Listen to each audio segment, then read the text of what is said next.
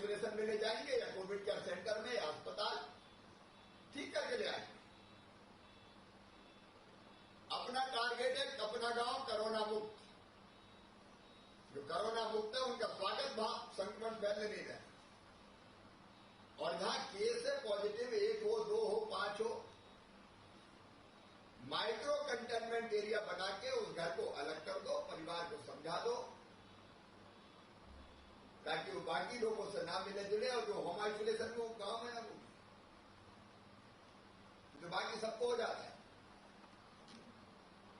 और ये निगरानी आपको करनी है। मैं आपको जवाबदारी सौंप रहा हूं। किल कोरोना अभियान आप संपन्न कीजिए। 1 राउंड हो जाए तो बाद में दूसरा राउंड भी करेंगे। ढूंढ ढूंढ के कोरोना के वायरस को खत्म करेंगे। संक्रमण को मारेंगे ताकि आगे ना हो। 31 तारीख के बाद हमको खोलना भी तो है। फिर खेती बाड़ी का काम शुरू हो जाएगा। अनंत काल तक तो हम बंद नहीं रख सकते। और ये अपना टारगेट है 31 तारीख तक अपने जिले में कोरोना खत्म करना, संक्रमण समाप्त करना है। जिले में खत्म होगा तब जब गांव में खत्म होगा। बिना गांव में खत्म हुए नहीं हो सकता। उसे गांव में खत्म करना ये आपकी ड्यूटी है, आपकी जवाबदारी है। मेरे प्रिय बहनों और भाइयों, कृपया करके आप इस जवाबदारी को संभालें। सरपंच पंच गांव का क्राइसिस मैनेजमेंट का ग्रुप इस जवाबदारी को संभाले। मेरी अपील है। एक काम संक्रमण रोकना, फैलने नहीं देना, वहीं बीमार का इलाज करना, ट्रेसिंग करना ताकि हम अपने गांव को बचा सकें, अपने विलास को कोरोना मुक्त करें, अपने जिले को कोरोना मुक्त करें। और इसके साथ साथ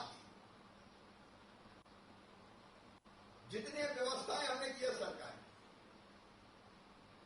हमने तय किया है कि जितने भी गरीब परिवार हैं उन सबको 3 महीने का राशन निःशुल्क, 2 महीने का प्रधानमंत्री जी ने दिया है।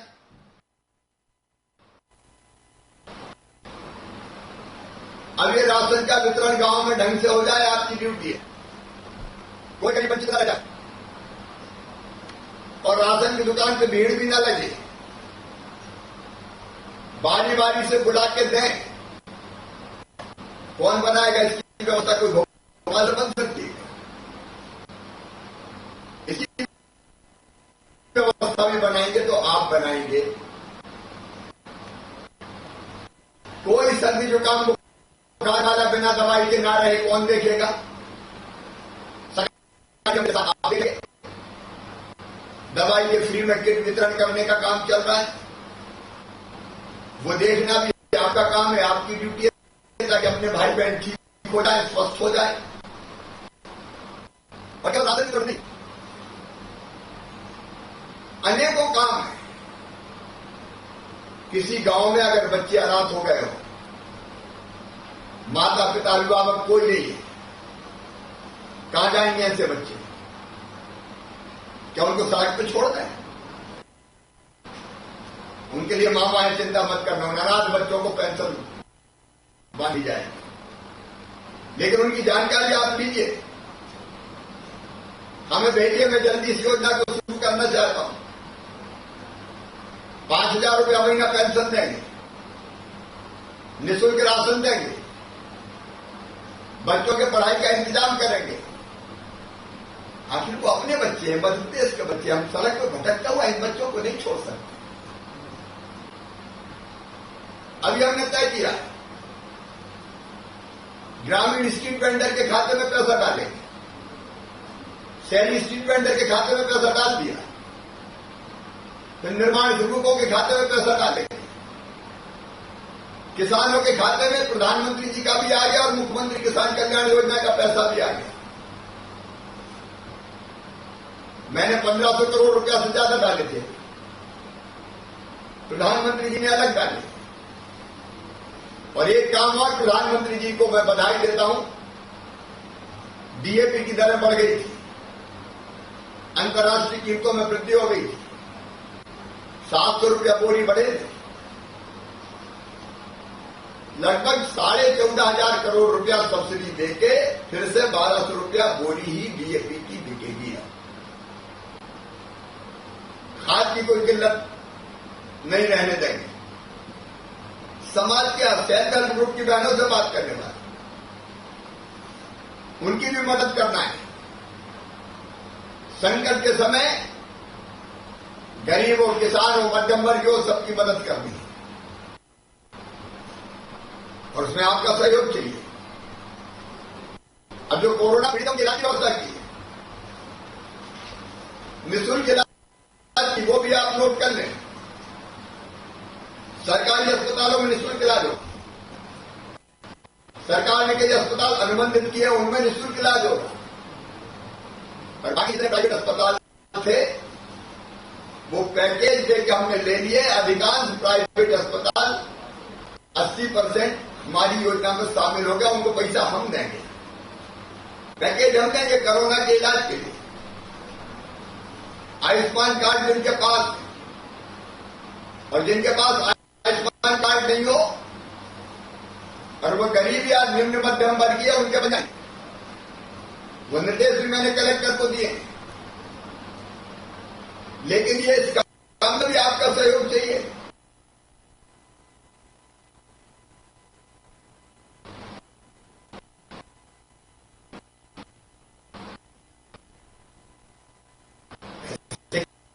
व्यवस्था मैं करूंगा।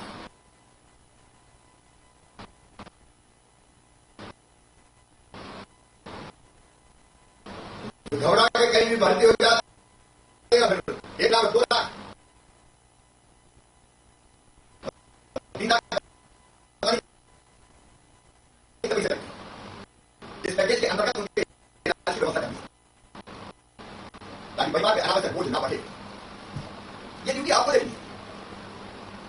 कई परिवार कोरोना में अपने सदस्य को मुखिया को खोए, हमें क्या कोरोना से अगर कोई मौत हुई है, ऐसे परिवार को 1 लाख रुपए की सहायता राशि दी जाएगी। उनके दर्द को हमें नाम की तकलीफ हमें कम करना है, उनका तो हमें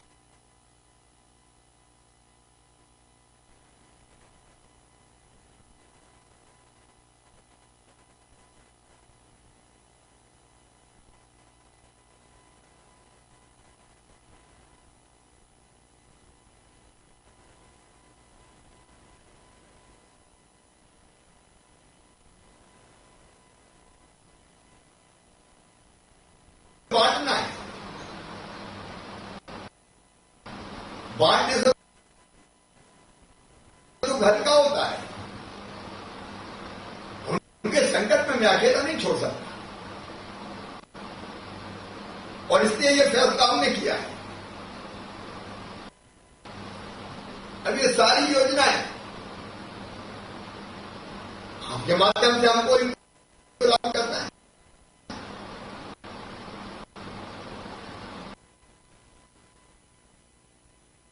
इस काम में आपका मुझे सहयोग चाहिए,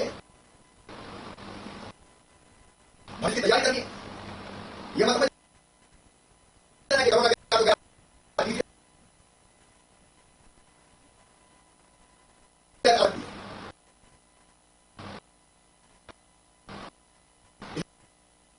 कि कोरोना के संक्रमण को रोकने का विभाग हो।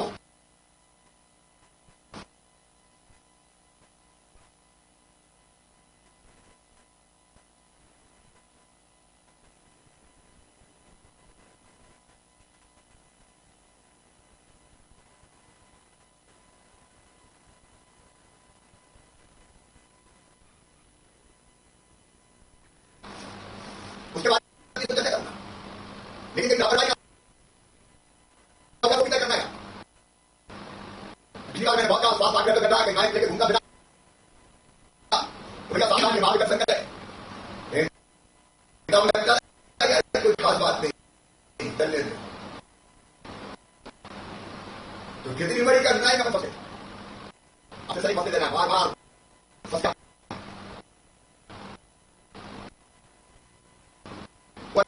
उसके तैयारी कर रहे हैं, अस्पताल में की संख्या बढ़ा रहे हैं, आईसीयू बेड बढ़ा रहे हैं, ऑक्सीजन बेड बढ़ा रहे हैं। बच्चों के असर की खबरें सुन रहे हैं तो बच्चों का वार्ड अलग बना रहे हैं, हर जगह बनाएंगे, वो तैयारी में हम लगे हैं, लेकिन उससे है कि असर ही नहीं होगी, ये बहुत सब। और उसका एक तरीका है टीकाकरण। कई जगह भ्रम है वैक्सीनेशन के बारे में, टीका लगेगा तो गड़बड़ हो जाएगी, इस भ्रम को दूर करना है। अपवाद स्वरूप जिनको टीका लगा वो भी बीमार हुए होंगे, लेकिन पूरी दुनिया ये मानती है, वैज्ञानिक ये बताते हैं कि टीका सुरक्षा चक्र है। अभी संख्या में कम है, हम बढ़ाने की पूरी कोशिश कर रहे हैं,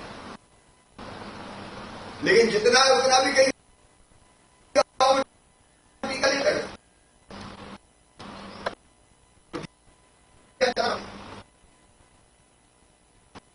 आपको क्या टीका लगवाए हो? अब ये काम भी आपके माध्यम से ही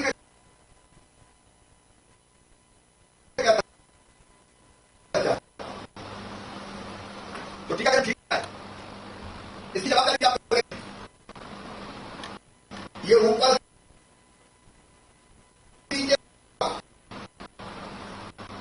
और एक बात, आपका गांव बने ये संकट मानवता के खिलाफ संकट है, इसमें कोई सब भूल के इकट्ठे हो जाओ, पूरा गांव एक हो जाए, हमारा गांव समरस गांव, कोई बदले नहीं। पंचायत के चुनाव के रगड़े पगड़े सब भूल भाई जाए।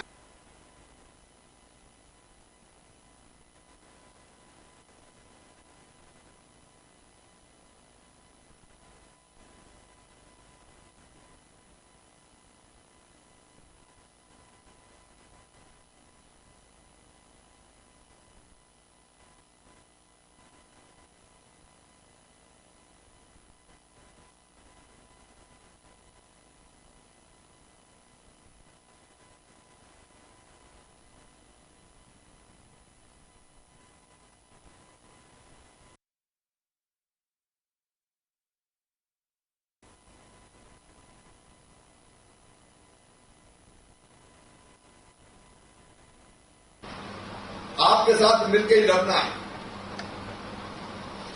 और मुझे पूरा विश्वास है कि आप सबके सहयोग से इस लड़ाई को निश्चित तौर पर हम जीतेंगे। मैं फिर एक बार आप सबसे निवेदन कर रहा हूं, मैं पूरी प्रामाणिकता के साथ लगा हूं कोरोना संक्रमण रोकने के लिए दिन और रात। आप भी लग जाओ मेरे भाई बहनों। और जो बात मैंने बताई अभी, कोरोना कर्फ्यू, घर घर सर्वे, सर्दी जुकाम बुखार वाले का तुरंत इलाज, जरूरत पड़े तो उनको होम आइसोलेशन में, जरूरत पड़े तो कोविड केयर सेंटर में। और एक बात और, ब्लैक फंगस का ध्यान रखें। हमने तय किया ये ब्लैक फंगस भी ऊटपटांग दवाइयों के कारण हो गई, स्टेरॉइड दे दिए लोगों, रेमडेसिविर भी कितनी जरूरत है कितनी नहीं है लगाओगे भैया। अब उसके कई बार दुष्परिणाम आ रहे हैं, स्टेरॉइड वगैरह के कारण बहुत दिक्कत हो रही है। तो ब्लैक फंगस के इलाज की भी हम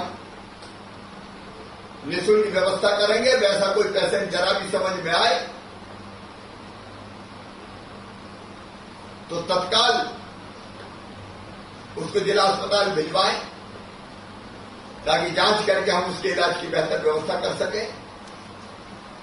संकट के समय मेरे बहनों और भाइयों, मैं प्राण से आपके साथ, मुझे और कुछ सूझ ही नहीं रहा सिवाय इसके कि इस बीमारी से मुक्ति कैसे अपनी जनता को दिलाएं। दिनों रात एक ही धुन है, कैसे मुक्ति मिले इससे। लेकिन आप सबके सहयोग के बिना ये मुक्ति नहीं मिल सकती। इसलिए आज मैं आप सबसे निवेदन कर रहा हूं,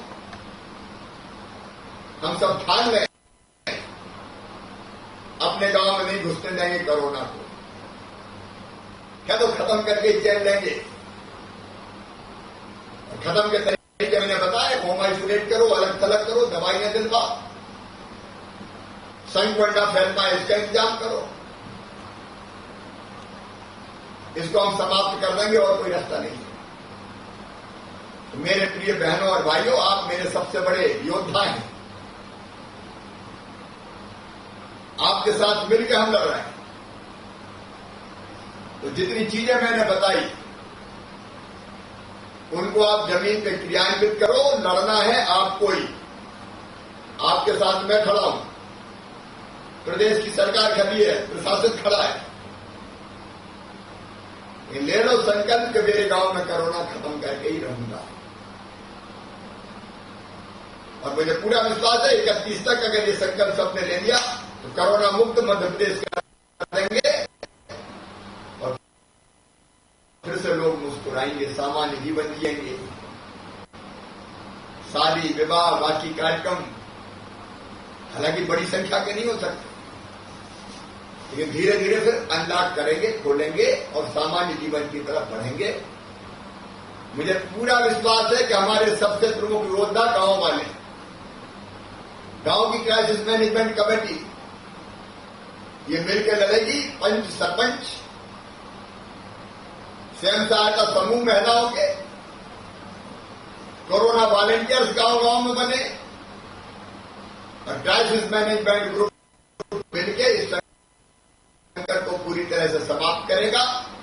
लेकिन फिर कह रहा हूं 31 तक सावधानी रखनी है। कोरोना कर्फ्यू जारी रहेगा, सारी पाबंदियां जारी रहेगी ताकि इस कोरोना को पूरी तरह से हम समाप्त कर सकें। मुझे पूरा विश्वास है इसके लिए आप सबका सहयोग मिलेगा। आप सबने मुझे सुना, लेकिन सुन के भूलना भी और सुन के करना भी, ये मेरा निवेदन है। आप सबको बहुत बहुत धन्यवाद, शुभकामनाएं। और जब 30-31 को मैं आपसे बात करूं तो आपको शुभकामनाएं देते हुए बात करूं कि अब अपने यहाँ कोरोना खत्म है तो मध्य प्रदेश खोलने की दिशा में हम आगे बढ़ रहे हैं। बहुत बहुत धन्यवाद। मैं माननीय मुख्यमंत्री जी का सभी माननीय पंचायत प्रतिनिधियों की ओर से तथा विभाग की ओर से अत्यंत ही प्रभावी, संवेदनशील और प्रेरित करने वाला मार्गदर्शन और निर्देश देने के लिए धन्यवाद ज्ञापित करता हूं। सर, मैं आपको ये भी सभी की ओर से भरोसा दिलाना चाहता हूं कि अभी तक हम आपके अपेक्षाओं में खरे उतरे हैं। सभी निर्देशों को पूरे समर्पण और ईमानदारी से हम लोगों ने क्रियान्वयन किया है और इसीलिए सर आपके नेतृत्व में अपना प्रदेश पूरे देश के लिए उदाहरण बना है।